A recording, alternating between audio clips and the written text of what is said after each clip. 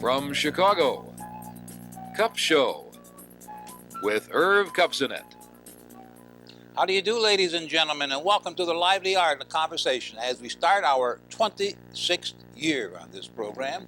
As you know, we had a little celebration last week. I'd like to take a moment to thank all of you for those cards and letters that have flooded us at this station, and we'll try to get around to them eventually, but it's very, very difficult. But we do appreciate that, and we do appreciate the tremendous turnout of the VIPs, the stars, and the people in show business who came from both coasts to appear on that show, and to all of them, our heartfelt thanks.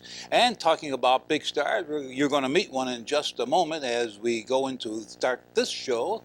And right now, I'd like you to meet one of the great ladies of the theater. This is Lauren Bacall, better known to her friends as Betty, one of the great actresses of the stage and screen, and who continues to live up to the title of her show, Woman of the Year, currently at the Arie Crown Theater. And a little bit later, we'll be joined by Antoinette Giancana. She's the daughter of the former and late Chicago mob leader. She's written a very revealing book about her experiences.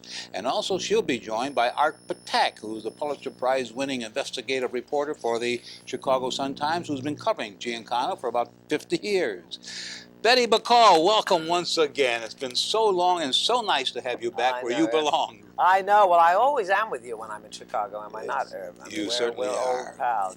But I would like to start the show by revealing some of the reviews, which I think are just fantastic. Let me see here what Glenna Seiss of the Sun-Times wrote. Considering Bacall can't sing or she can't dance, I confess What's good about that? with some astonishment, I loved her, though, she said. Oh, I think that was so generous. And Richard Christensen of the Tribune says, Woman of the Year opened with a production that is slicker, faster, and funnier than the original Broadway presentation. And Time magazine once wrote that you are a creature of animal grace and a jungle dancer. Now, that's pretty high praise, I think, don't you? Yeah, some of it.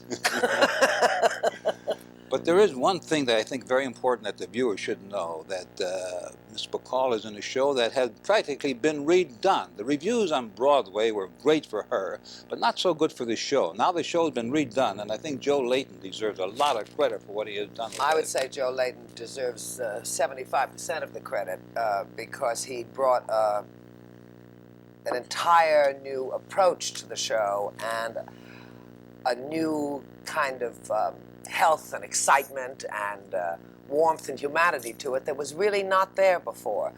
And the authors, of course, Kandra Nebb and Peter Stone, did do some rewriting, and Kandra Nebb wrote 2 new songs, which were not on Broadway, and it's the first time it's ever been done. I mean, a major show that opened on Broadway and was a hit has never, ever been altered for a national tour. But because that's what I wanted, and that's what, I mean, the way I wanted it to be, it was finally done that way, and they accepted it and were willing to do it. And to get Joe Layton, who is, as you know, one of the top director-choreographers on the Broadway scene, we were very, very lucky, and he just changed the whole face of the show and made it much more fun for me to play. So that I really, I've enjoyed these last 10 months. 8 a week, very tiring, I may Yes, say. but look at the grosses, Miss Bacall. I know, I'm not complaining, and audiences have been wonderful. Yeah, very good. What I like about touring is, I mean, it's not what it used to be, as very little is, as you know. But what I like about it is that one does have a chance not only to go to different cities, but you get different feelings and a sense of what people are like, and the response and the rate of enthusiasm to this show has been very, very high, and I'm very happy about that. I mean, it's been very rewarding, and it also makes me feel very good to know that people want to see me. And I think it's good for my very frail ego. Yeah, it's also very appropriate, I think, that your co-star, Harry Gardino, is traveling in the touring company, and also the young lady who won a...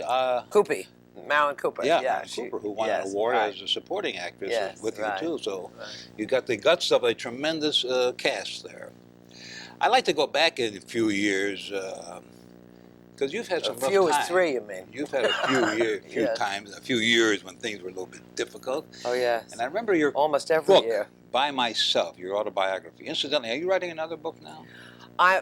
Well, I mean, I've been keeping notes, kind of in diary form to a degree on this tour, but it is my intention to try to write another book. Whether I will be successful or not, I don't know. But I'm very anxious to do it. I want to do it.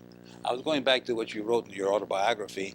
After you had a tremendous success in the movie, somebody came up to you and said, "Well, from here on, it's all downhill." Moss Hart. Moss Hart. You have nowhere to go but down. It was kind of prophetic too, wasn't Yes, it? Because it did go downhill for you for a while. But it does in my profession. I mean, mine was quite extreme at the beginning, but my career has been very erratic.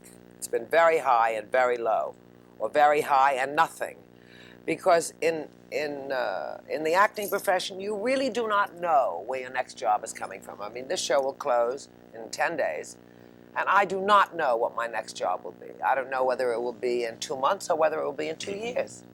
Anything is possible, because actors are victims of writers and the whim of producers and what the mood of the time is and whether they remember you or don't or think you're good or not good or whatever at that particular time.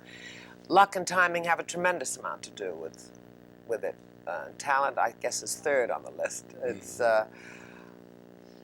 but I mean, if you're in the profession, that's it. I mean, you have to accept that. It is based on rejection. There was a time when... We're all masochistic, I guess.